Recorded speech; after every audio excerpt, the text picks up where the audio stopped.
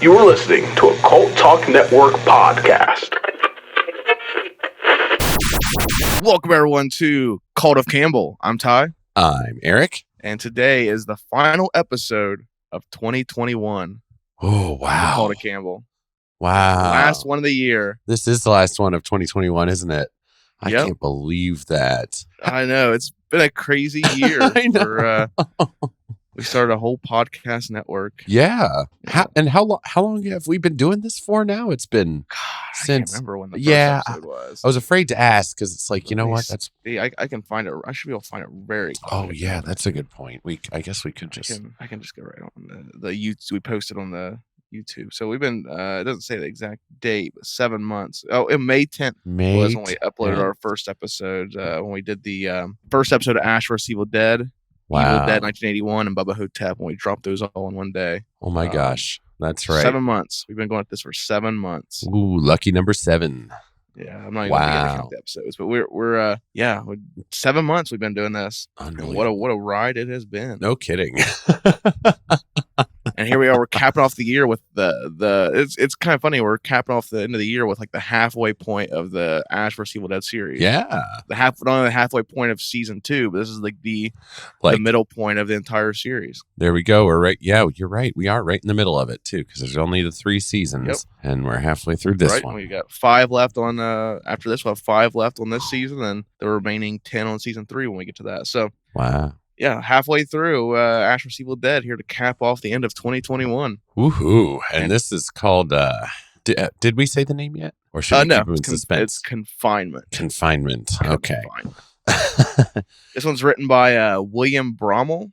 Has he done the other ones? Because I know they're pretty good at bringing these guys back for multiple goes. He doesn't have a link on my on the wiki I've got pulled up. I'll do a quick search on that. William Brommel. I know this is directed by Michael J. Bassett, and he's done a few episodes of there's a name that should ring a bell. Yeah. He's been a frequent name we've seen here on Ash vs. Evil Dead, of course. Yeah.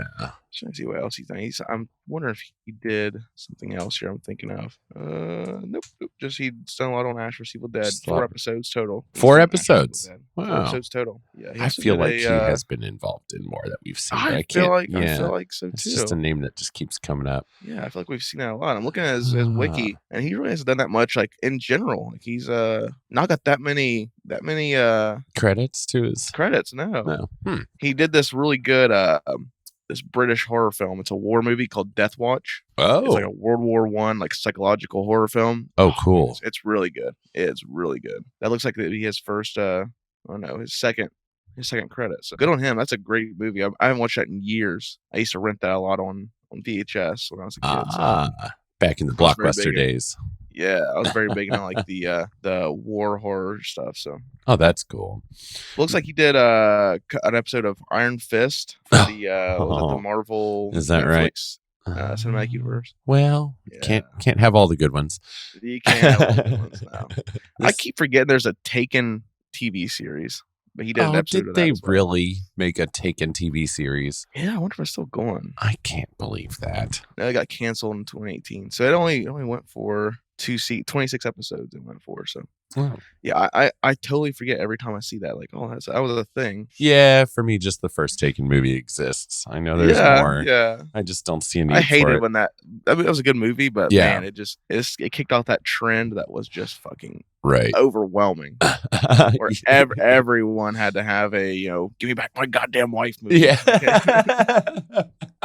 I will find you. Yeah. Man, I watched a good one the other day on HBO Max. Getting off hand here, but I watched a good one the other day on HBO Max. It's a classic. It's called Breakdown. It's from like the 90s, and it is one of those "Give Me Back My Goddamn Wife" movies. But it was like before Taken. It was before Taken. So they were doing Taken before there was Taken. Yeah, it's got Kurt Russell in it, and it's set in like like Route 66 and like the desert. He's just a nice. regular dude. He has no like military training. It's a pretty good flick. We'll talk more about I have some more Kurt Russell stuff to talk about here later on this episode. There's a few parallels that I drew from this. But yeah, let's see. So Confinement. There's Confinement. This kind of brings together all the characters we've met in Elk Grove. Like, it does. It kind of brings them all together. Yeah, all the survivors. All the central characters, everyone that we've been introduced to, we bring them all here. And of course, we have the big plot point of this whole episode is the introduction finally, or the on-screen introduction of Ball. Yes. We finally get to see Ball, and I'll be interested to hear your take on that because I don't know much about Ball. I'm not really into that. I don't really research into all that stuff. And right. Didn't he have like that character had a big plot in Supernatural, and he had a big part of that? Oh gosh, what did he do?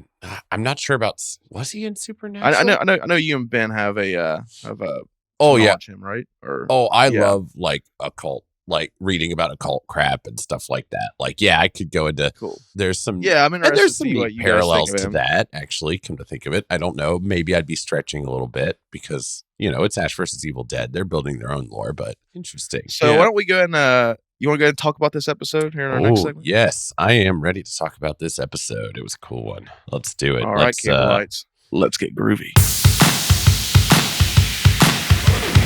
Grab your boomstick and fire up the Delta. It's time for ACTION.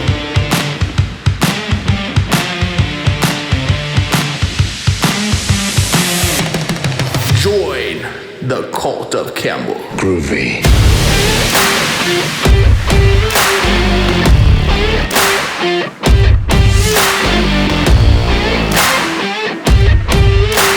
And if you're lucky a little later, I'll let you play with my boomstick.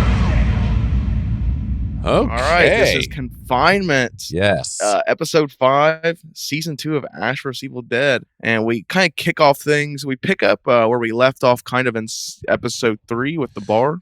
Yes. We see that the cop that Bruce referred to as Lady Cop. Her Lady name Cop. Is Maggie, I believe. Margie. Oh, I don't remember. Margie, maybe, I believe. Yeah, Margie. Is it Margie? Okay, he Deputy kept calling her Margie, Lady Cop, and I'm like, well, crap. Now that's who she Yeah. is to me, too. I swear I'm not sexist. I we just tend can't to do remember. that. Yeah, we do. We do. I think we had a tend Lady to, Cop from a Maniac Cop. I think so. Cop. Yeah, where we just couldn't remember anyone's name, so we just called everybody by their horribly generic character trait. Yeah. Yeah. They got one generic trait, and we had to go off of that. And we had to name them. We had to give it to them. You're right. It was Margie. Yep, Margie, and she wanders into the bar, and it's just trashed. It doesn't take long for her to come across the beheaded corpse of Amber or Ashley, whatever her name was. Yeah. The young girl who was trying to seduce Ash's dad, and Ashy Slashy took care of her. Yep, saved him. And then we're introduced to our first look at the big bad of this series, the one they've been building up all season. Yeah, Ball. And really since the end of season 1. Yeah, they started talking about him for a minute. Yeah, we finally do get to see him. I pulled up the actor who ended up playing him, but we'll get there. And I haven't looked to see if there's Joel anything. Toback. Yeah, Joel Toback. That's it. Yes, Joel Toback. It looks like he has. Oh my god! It looks like he has some Campbell connections here. Oh, cool. I kind of glanced over. I kind of glanced at his career. It looks like he's got a couple little. It looks like this is not his first time popping up with this group. So that's super cool. Yeah. All right. Neat. Yeah. So of course we have he seduces her. Yeah. And we see he has this long fingernail. I don't know. Is that part of his mythology, or is that something they've created for this? I think that's something. For this character that they kind of pulled out. Okay. Yeah. And he uses this to kind of as he's seducing Margie, he just peels her skin right off. Yeah. Because like she's just like a glove, just like she's like instantly turned on, like talking to him just by talking to him, and then like he's peeling that skin off, and she's like, like it feels good or something. It's like, oh my god, okay. So I thought that was wasn't that a trait that Ruby's been like mentioning, or she said, several times that you can't resist him. He's can't really resist manipulative, and you don't know, because they're like, what the fuck, he was the father or whatever, and she's like, you don't know what it's like, So we kind of see that in action where it is just like, nope, there is no resisting. Like he's even pulling her skin off and she's like, oh yeah, no, I'm totally down for this. Yeah. Like, what in the world? We cut to Ash, who is walking down the street, and he's singing a little tune to himself about getting the girl, getting out of there, getting back to Jacksonville, something that rhymes with Jacksonville. That was and great. The cops just run up, and a couple of deputies run up and just bust him around the spot. Yep. Drag him off to the police station. This is going to be our setting for pretty much the rest of the episode. And I'm glad to see they continue to do that. Like they have. I just love what they do with their sets here. They're just like, all right, and then this episode is going to be in this set. And it's like they sit around at a table and are like, all right, what's the crazy shit we can have go down here? You know? Right. Like, what are the elements of the set that we can apply here? It's like it's like now we've got cages and evidence lockers and stuff like that. No, I love it. No, they use their sets so well in this series, like consistently. Like other things may not be so consistent, but no, yeah, their creativity with their sets really carries through. Right. I guess he gets tossed in the jail with Chet's there. Yep. For he's charged with drunk driving and soliciting a prostitute. Yeah, what was her name? Oh, hang on. What was her name? What was that? It was Joni. Was it Joni? Joni, yeah, yep. Joni. Yeah, he tells Ash he doesn't care, and they fought evil together, and introduces Ash to Joni. And Ash asks, how's she doing? Itchy. He's like, oh. And he goes, how are you doing, Chet? Itchy too. I loved that. I love fucking Ted Raimi. He does get some good. They didn't use him too much in this one. They're not overplaying their Ted. No. They're using their Ted very liberally. Mm-hmm. Or very conservatively. Yes. They're just sprinkling out they're giving us little bits of Ted where we need it. Yeah. Not trying to overstuff us with it. So not trying to overstuff Kelly that and teddy Pablo, bear. God, why? Why? I don't know why you're like this. I need help. Anyway, sorry, you were trying to keep us on track. I'm trying. It is this may be the earliest episode we've recorded. I've been recording some early episodes. That's why probably my voice sounds a little gravelly. I still haven't fully woken up. I just woke up, watched this episode, hopped in the shower, and as I was getting out of the shower, you messaged me, said you're ready to go. So hopped online, and we're here we recording now. But off to the races. Yeah, this is also Christmas Eve morning too. It is. So we are tired, banging this one out, thinking about all this holiday stuff we have yet to do. I know. I'm just thinking I gotta wrap this up, then I gotta get dressed, and I'm on the road for the rest of the day. So. No kidding! Wow, I've got to wrap this up, and then I've got to wrap presents. Like I'm that kind of person. No. Yeah, like I just put off most of the Christmas wrapping until. I wrap myself as I go. I love. That's like one of my favorite things about Christmas is wrapping presents. I love wrapping presents. I wish I was like that. I wish I was like that. I just love wrapping presents. I'd rather just chuck it at the person. Because here you go. Here it is. But, the old bag and paper. That's the way to go. Oh, yeah. There you go. I've definitely done that a few times. Yeah, that's the easy way to go. Yeah. But anyway. On track. So Pablo and Kelly arrive, and they try to get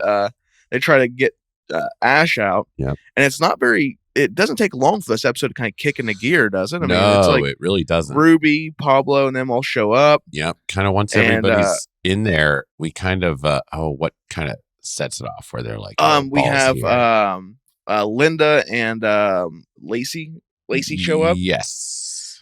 She tells her hey, I found her in the house. She's in the shower. She's all doped up. She keeps talking about some killer car. Oh, yeah, that's right. And now Ashley or Amber or whatever the girl her friend was, parents calling her asking where she is. She's missing now too. Yeah. All this crazy shit.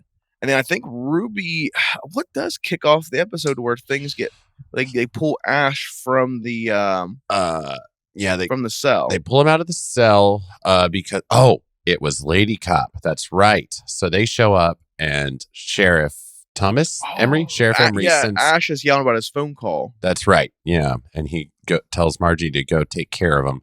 And she goes up and she's, being a little coy with him. And he's like, I want my phone call. And she's like, who's stopping you? She opens the cage door and Then she leads him to the phone, closes the door behind her, and the then phone we get like is the phone call from Ball, right? yeah, because it starts ringing. Like Ash is like, the phone's dead, and then it starts ringing. So he's like, uh-oh, and that's where we start getting Dutch angles and stuff. Like, oh fuck, all the Evil Deadisms. Yep. Yes, the Evil Deadisms. So he's on the phone with Ball, and Ball just kind of, I think, just taunts him a little bit. You know what I mean? A little bit, yeah. And he's like, so you're the one that they call the Jefe, El Jefe. And that's when Ash kind of realizes, oh, fuck. And I think he gets back to the collective of people, and Ruby's kind of like, yeah, we can't have anyone by themselves now. So let everyone else out of their cells. And they let out Ted and Joni, and there was a drunk guy, I think. Yeah. Someone's credited as drunk on here. I think there was he was a nothing character. He was just kind of there. Oh, yeah. okay. He was just sitting around most of the time. I wonder if he's the same drunk that like yells at Ash in like the first episode. Oh, season 2, where he's like, I wonder. Which you guys mentioned him. I know when you guys did that's the same one. Ah, yeah, it's the same drunk. Cool. You guys, you guys mentioned him in the episode that you guys did. Me and Ben, where he randomly yells like, Ash Campbell, you fucking ruined my life, whatever. Oh yeah, you do get to see him. You do get a wrap on that. I'm really excited for you, and I really want you and no kidding. They follow up. Yeah, you do. You do. He has a little arc. It's very. I love it. Very. Yes, I'm excited. It's very unexpected because I remember you and Ben mentioned like that was kind of weird. Like, yeah, they didn't explain what he meant. But yeah, you do. And you're like, find out. Good. Mwah. Yeah. You'll see, boys. You'll see.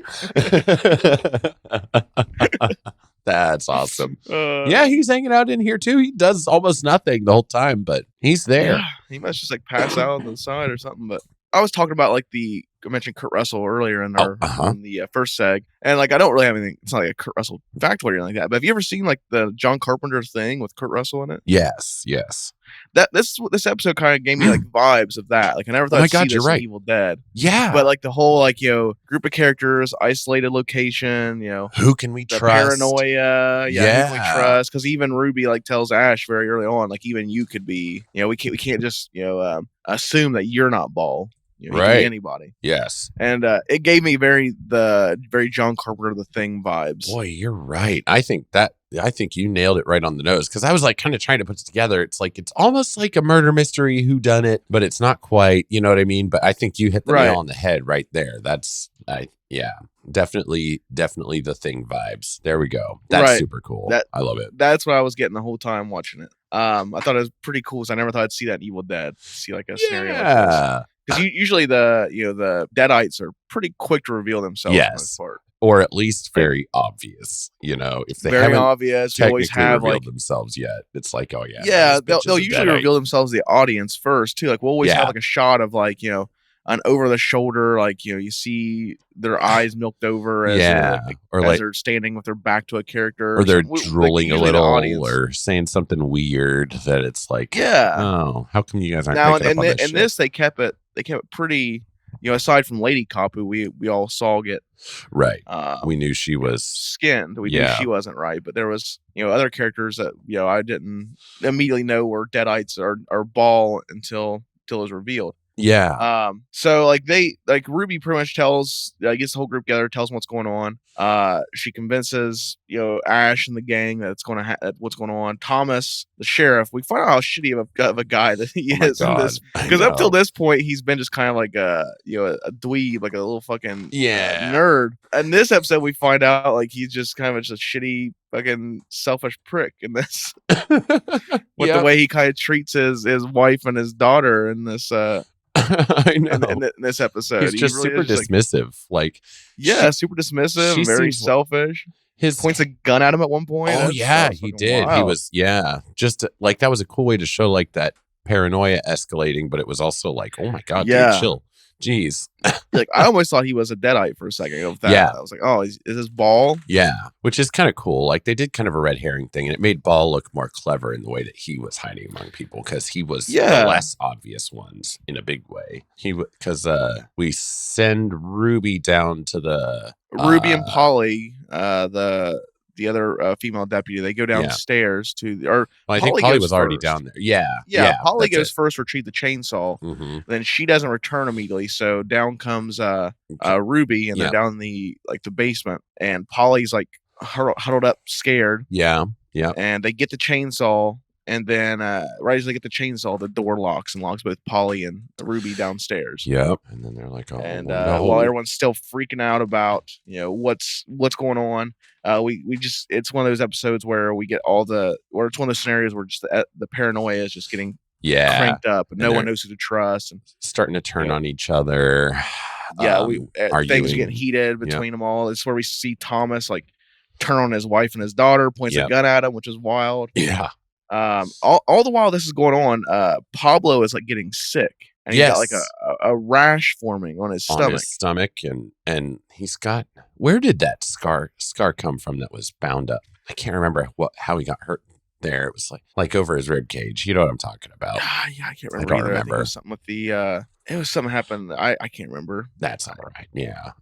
Our listeners can go back and listen to our episodes. Yeah, we watched these episodes too far, and there's been too big of a gap between us all watching these episodes. Yes, there has.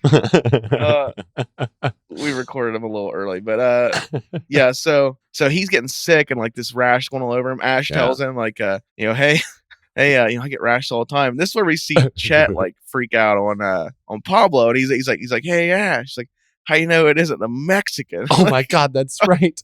And he's like, this is one of my favorite bits. And Ash is like sticking up for him. He goes, hey, he's Pablo the Mexican. Yeah.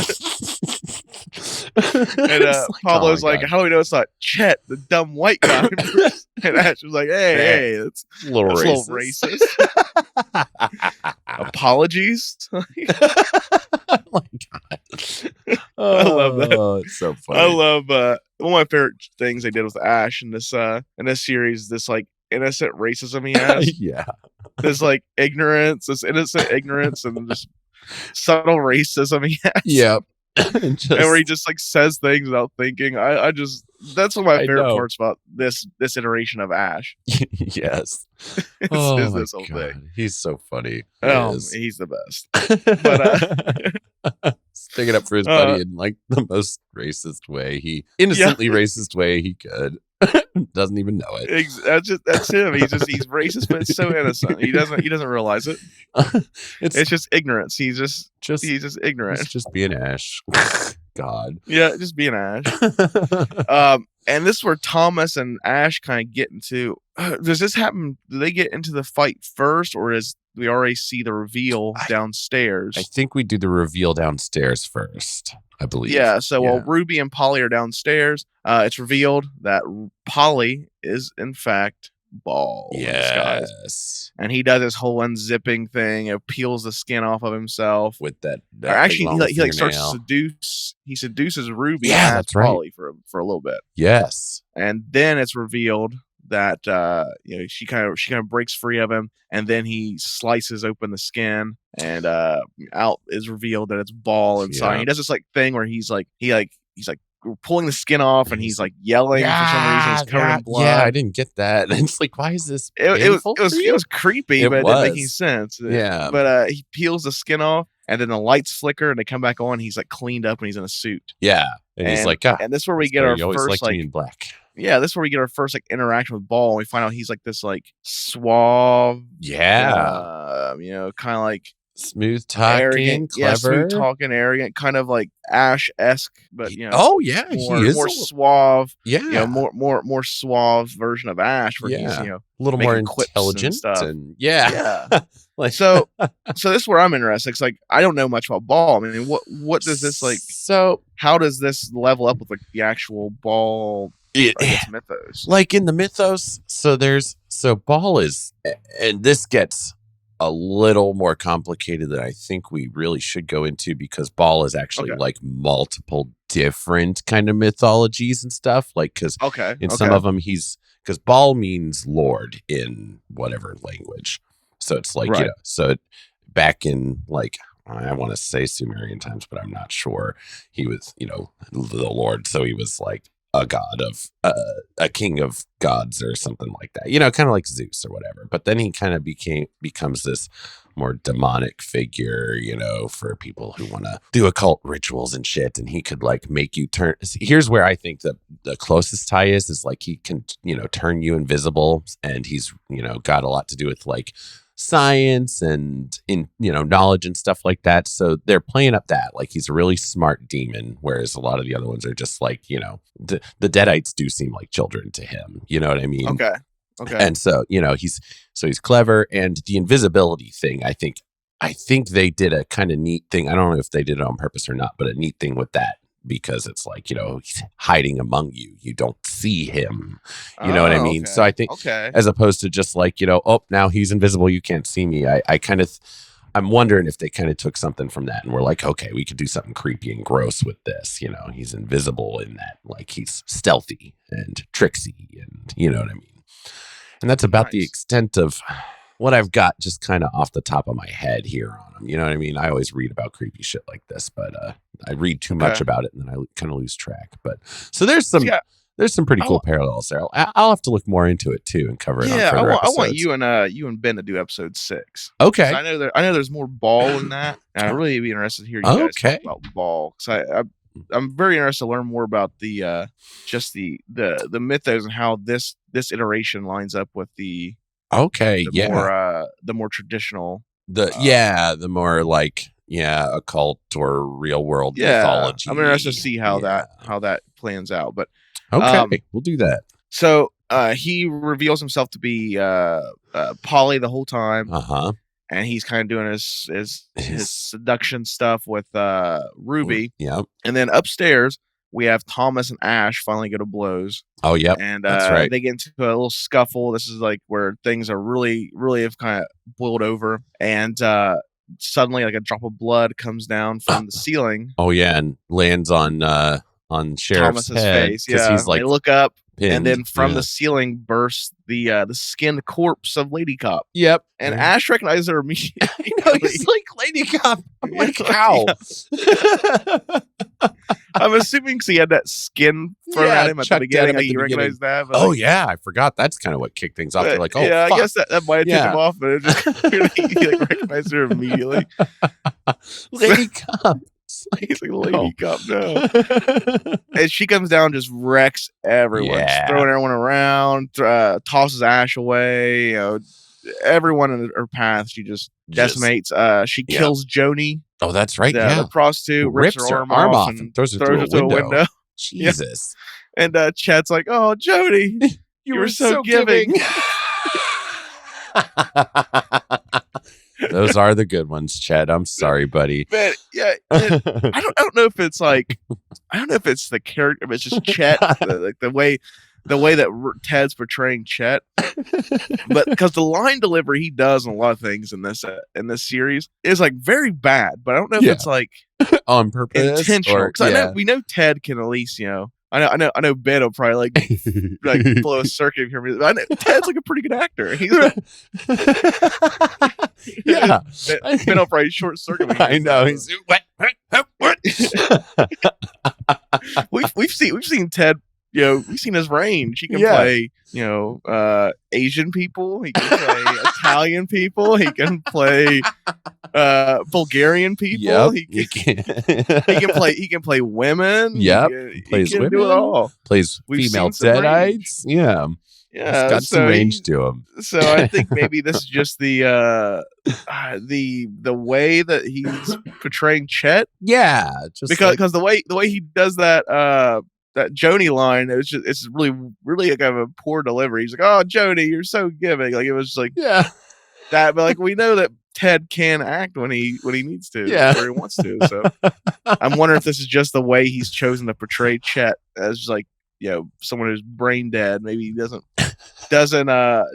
register these like emotions properly. I don't know. Right. I think you're right. Just so I picked up when he delivered that line, it was a funny line, but it was like, oh, that was kind of rough. Yeah. I think you're right, but I think the idea is, he still is like drunk and still doesn't get what's going on. You're right. He is inebriated for the majority of the time we see him. So he did get upset about not going to the topless bar in the previous episode, and that's kind of true. His priorities are just carnal. That's all. Yeah. So Jody's dead. Yep. And People are what you fucked think of the skin to Margie? That was good. I think that was really well done. Very. I liked her eyes. They had like her blacked over eyes. Oh, That yeah, was really cool. that's right. Yeah, and the whole like it. Not that I know that much about human anatomy, but it looks like a person without skin. You know what I mean? Right. Like, Right. no, that was really scary too. And it's cool how they kind of keep giving us creative monsters. You know what I mean? As we go along, yeah. Instead of just being the standard, person possessed, they've been like really giving us some interesting stuff this season. Right. I really appreciate it. Yeah. Because it would have got really boring if it'd be like a zombie movie at that point where it's like, right. Here's someone, a person in makeup. But no, they've been giving us some interesting stuff. Yeah. I really appreciate that. Oh, but we have so what they fight her and they go down to the basement, right? Yeah, I think so. Yes. And this is where Ash gets the chainsaw. Now, what happened to Ball? Like at this point, like, 'cause he's not there, is he? No, he took the dagger from Ruby. Yeah, took Kandarian and then I think he kind of like vanished or whatever because she ends up going back up to them. I think they're fighting I think they're in the jail cells. They're not in the basement. I think where they're fighting is in the jail cells, and that's where Ruby shows up. Yeah. Shows up. She slides Ash the chainsaw. Yeah. Ash gets the chainsaw and just saws fucking Margie in half. Like, lengthwise. Yep. Straight down the middle. After Ruby blows her head off. Yep. Ruby does blow her head off. Yep. And it's still fighting. And I think at this point we have Lacey and Linda in a cell, and they're locked in it. Yeah, and so Ash is kind of like backed against the cell as he's sawing through. Yeah, and Thomas is just hiding. The sheriff. He like zero backed help. off. Yep, and I think he's already been shot at this point too. Yeah, he got shot in the leg already. Yeah. Ruby shot him in the leg because he was being a fuck. That was actually pretty early in the episode, but like, that was I think fuck this guy anyway. We glossed over that. Yeah, but Ash kills the Deadite, just sprays blood everywhere, and then he turns around. And he's like, "Linda, I'll get you out of there. I don't care how long it takes." He starts sawing at the jail cell, and Ruby's like, "Hey, Ash, here's the keys." Like, throws it right in the face. I know. He turns around and they hit him right in the face. Gets the keys open. Pops it open, then Thomas runs in and starts doing his whole shtick. Going like, "I messed up, but I'm never going to leave you again." Sorry. Yeah, and she's like, "Yeah, no, it's over." Like, she's like, "Fuck you." Need this shit. Yep. Pointed a gun at her. I don't blame him. And then we hear Pablo screaming from upstairs. They run upstairs. His shirt ripped open, and we see that his stomach, there's like little like beads of ink, right? Like now there's like writing kind of forming up. Yeah, it's Kandarian. Yeah, it's that's right, Kandarian or Sumerian. Sumerian. Yeah, Sumerian is forming on his stomach, and he's convinced that he's Ball. Like, he doesn't understand what's going on. He's like, "It's me, I'm Ball." And Ruby tells him like, "You're not Ball." He's like, "You're our only hope of stopping Ball." Dun-dun-dun. And that's where the episode is. Yeah, that was crazy. That was a wild episode. There was a lot in that episode. That's the thing. I think we've mentioned this literally every episode this season. Yeah. There is so much shit jammed into this 20-minute runtime. It's crazy. Yes. Like it's good. I mean, because it keeps you interested. But man, it's just like 20 minutes, and they don't pull punches at all. If you ever watch like Walking Dead and shit like that, where it's like an hour-long series where 95% of it is just like filler. Right. Like, where they don't have time for that. And it's like every time I used to watch Walking Dead pretty religiously. I haven't watched it in the last like 3 seasons because I just got tired of their bullshit. But like those could have easily been 20-minute episodes of that show, because always it was like there was one good plot point in the whole series, and then the whole episode, and then the rest of it's just like filler shit that is used to pad out the hour runtime. Just people. But talking, Ash vs. Evil Dead doesn't do that. They have 20 minutes, and they utilize that 20 minutes. Yeah, and the pace is just so rapid. Yep, it's just off to the next thing, and that's part of the reason why sometimes it's hard to kind of break these episodes down, because there's just so much shit getting thrown at you at one time. Yeah, and there isn't those like moments where you kind of take a breath and things are calm for a second, you kind of collect yourself. No, it's like just one thing after another. Right. And there's now in breathe. season 2, we have so many different plot points that are just converging. Yes. And over like the course of it's only been a few days since they got there, right? Like I want to say I 2 or 3. think so. I think so. It's something crazy like that because it has just been one after the next. They arrive, and then the next, and and then they're at the morgue, and then they're chasing down a car, and now they're in the police station. You know what I mean? It's just nuts. Yeah. And there's a party in there. Let's go ahead and talk. Let's go ahead and talk about it here in our next segment. Let's go ahead and let's rate Ash vs. Evil Dead season 2, episode 5. Shop smart. Shop S-Mart. Confinement. And what a good title for it too. It is. It does. They're confined. They're all freaking out. Paranoia is running amok. Yep. Ball. We're finally getting to see him and his impact on everyone around him. Yeah. So earlier we talked about this Joel Tubeck who plays Ball. Yes. So I looked him up, and he actually is a series regular from Hercules and Xena. Oh, that's awesome. He played his role is Strife and Demos. Strife Ooh. and so I don't know if he plays 2 characters. So Strife maybe like a twin and Demos. They must be twins, I'm assuming. So yeah. I wonder what Demos But he was is, not only was he in Hercules and Xena, he was also in the Young Hercules, the prequel series too. Oh, that's neat. Oh, cool. With Ryan Gosling. Yeah. He's also in a lot of Power Rangers too. Really? A lot of Power Rangers. Yeah, like he does like a voice for like 2003. It's like every season. And every he was season from like 2003 on. Holy cow. And he also last did time he was in there was 2020. I wonder who he was. He was in one of the Lord of the Rings movies too. Looks like let me see if I can find that again. I saw it earlier. The Return of the King. He was Guritz. So I think one of the orcs, I think. I could see that. I could see him, yeah, he's got some creepy eyes. Yeah. I kept trying to find him. Ghost Rider. Oh, he's in 30 Days a Night. I remember him. Ooh, you do? Yeah, I don't. That's a good. That is a good movie, but I don't remember him being in it. But it's been a while. I thought he was in Boardwalk Empire, but it doesn't look like he was. I think I'm thinking of somebody else.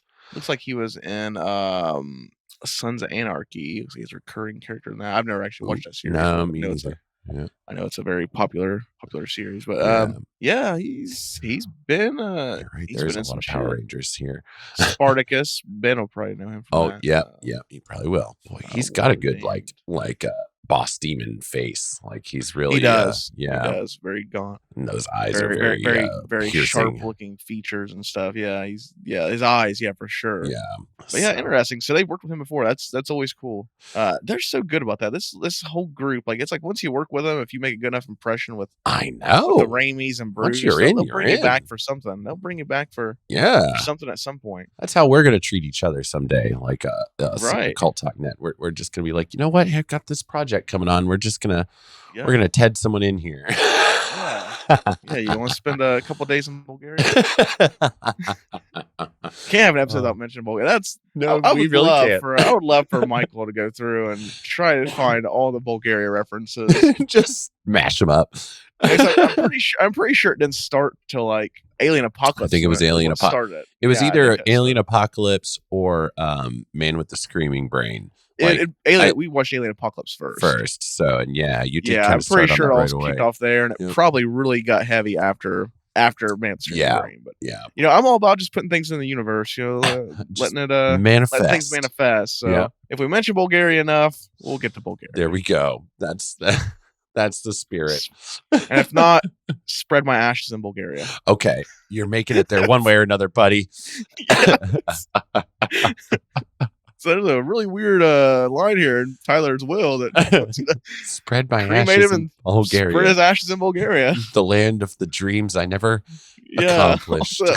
He wants his ashes spread at the various filming locations of Man with the Screaming Brain. Don't forget to bring dog food in your pockets. Don't forget. Oh, jeez. We should do like some kind of Bulgaria episode, like a special, like some kind of episode on Bulgaria. Movies made by Americans in Bulgaria. A Bulgaria appreciation episode. There you go. Yeah. I'll head that one up. Sounds good. So really cool role for this Ball guy. I don't know much about the mythos of the character, but he seems pretty damn menacing. So no, I'm hoping. I can't remember a lot of this series. Like it's been about a year since I've watched this thing. Gotcha. Last time, and I really can't remember anything past it. Like, it all feels new to me for the most part. So, Oh, cool. Well, that's neat. That's good. I'm trying to even remember like what he does, but I know they built him up a lot, so we better see some good stuff out of him. Some good shit from Ball. This is a pretty good like introduction to like what he does, because he really did create a very dangerous situation with like barely any effort. You know what I mean? That's got some real mastermind vibes to him. So I'm really liking this. You know, I was a little disappointed that the children were killed off so early. The Spawn, I guess. Yeah. But you know, so far it's looking like a pretty good trade-off, though. Yeah, we will find out. Yeah. So I'm very interested to see what's going on here with Pablo. Pablo has had just some interesting shit going with him, like ever since season 1. Like he is him and this, you know, since he got that Necronomicon kind of connection or whatever. Yeah. It has been a wild ride for this dude. He is really having it. And one of the things that with Pablo, he like when he's in pain, like he does a really good job of conveying he's in pain. Yeah, like, he does. You really do feel bad for him. Like I know we talked about in DUI. I think it was a previous episode where he got impaled. When he gets the you really feel for him when he's in pain. Like and like when he's like screaming for Ash, like you really do feel bad for him. Like he really doesn't know what to do, and he's been like kind of thrown in these situations that he's helpless in. I know, and like still pretty optimistic for that. Sort of situation. That's the thing too. Like he's all this shit happened to him, but he still is like holding out hope that everything's gonna work out in the end. It's something. Everything's gonna be fine. Like he really And just the most horrendous shit happens to this poor guy. I know. Consistently. And I don't know what's going on with him right now, but whatever it is does not look like it's going to be good. So kind of looks like he's a candidate. If I were to make a prediction, I'd say he's a candidate to be the next Necronomicon.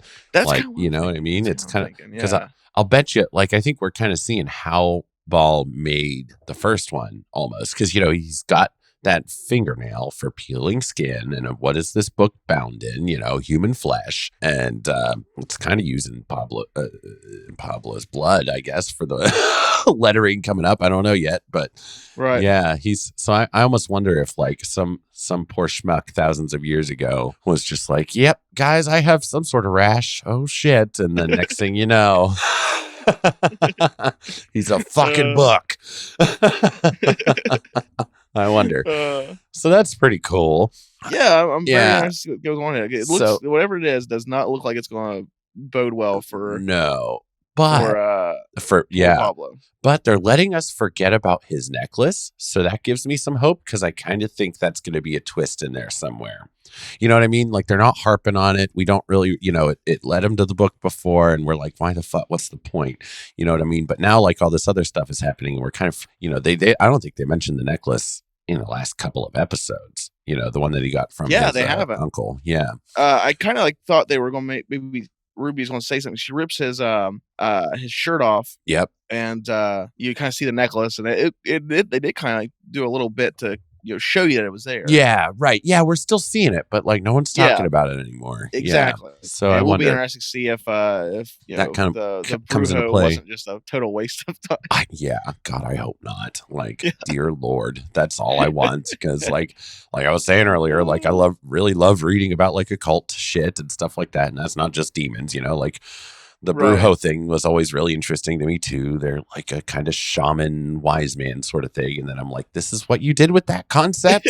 Come on. So hopefully it's like he was playing the long game, damn it. I'm hoping. Let's hope. Give me something. So if you had to rate this episode, what are you thinking?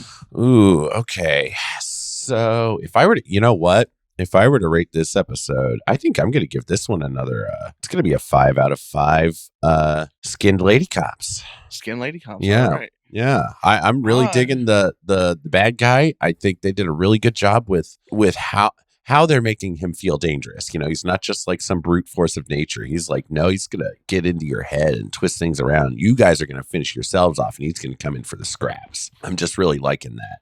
and the concepts that they use for the set, that homage to the Thing. I think you're right. I think they were definitely like pulling from the Thing. That's really what it felt like. Yeah.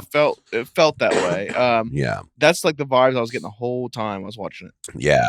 So no, I think this episode was great, and we still got some one-liners and the blood spatter from the chainsaw and everything. So everything Ash versus Evil Dead should be. So there we have it for me. 5 out of 5. What about you? I'm going to give this. 4 itchy chets. 4 itchy chets.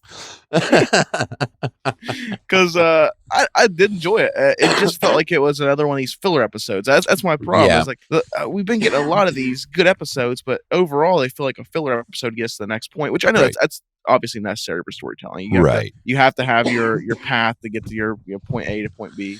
No, but I know what you mean. As far as character development goes, there was nothing new. Nothing new, but we did get Ball, and that was pretty big. That's a big deal. So, I mean, I didn't hate it by any means. I actually really enjoyed this episode. And I enjoyed seeing the parallels between the Thing. Cause that's what I was getting the whole time. Is it just felt like we were getting the Thing. So which I really enjoyed seeing that, because that's one of my favorite horror movies, and getting to see the Thing kind of mesh with Ash versus Evil Dead. That's always great. So, and how they handle that kind of situation of the unknown. You're fighting an enemy you don't see. Very interesting. So I thought it was a great episode. I really enjoyed it. Very entertaining. It's like we both enjoyed it pretty well. So I definitely want to see if we can get Ben and you on the next episode, because I want to hear Ben's take on his opinion on Ball. Okay. Yeah. I know you and him, you guys are the lore people, so that's right. So Cult of Lore. I'll do a little redigging on Ball Thursday. too. Yeah, Cult of Lore every third. Oh, good. Man, you're better at plugging it than I am. So this was our final episode of the year. Final episode, and we went out with a good episode of Ash vs. Evil Dead to take us out of here and closing out happy. Yeah, happy. This week. There's no Cult Talk Weird Shit this week. Well, but this Saturday, or New Year's Day, there will be a very special YouTube exclusive episode of Cult Talk Weird Shit. It's the best of 2021. The weirdest shit of 2021. The weirdest shit of 2021. Awesome. It'll be the YouTube exclusive for everyone. While you're laying in bed nursing that hangover, you can pop it on YouTube and just get some of the weirdest shit you've heard all year to close out, or to start off the year, I guess. Yeah. And that'll be fun. Dream about what weird things you're going to learn next year, or in the coming year. Yeah. All the craziness we got coming up for 2022. And oh my gosh. Also next week on Call to Campbell, we have a very special episode, because we're going to be doing a year-end review for Call to Campbell. 7 months of this podcast, we're going to condensify into an episode and give our thoughts on the grooviest, the least grooviest, what all made the certified groovy tier. Some of the shocking ratings we gave. We're going to talk all about it. And Eric and I are going to delve into what we've learned, the lessons we've learned from El Jefe. Oh yes, over these last 7 months of just diving headfirst in the Campbellism. Into Campbellism. Yep. Yeah. So that's gonna be a fun episode. And journey and review. Yeah. I hope we won't be hearing from you guys again until next year. We hope everyone has a very happy new year, a safe new year. Yep. Look forward to hearing from everybody next year, and all the cool stuff we have planned for 2022. The Cult Talk Net, we're really going to be doing some interesting things here next year. We hope everyone sticks along with us and joins the talk, or #join the talk. I'm so excited as we continue this journey into podcasting that we started. So until then, everyone have a happy new year, safe new year. Yep. May 2022 be better than the last one. Last two. Jesus. Last two. Yeah, really. Yeah. Well, we need a good year. We do. We need a real good year. And until then, stay groovy. Never fuck with the king.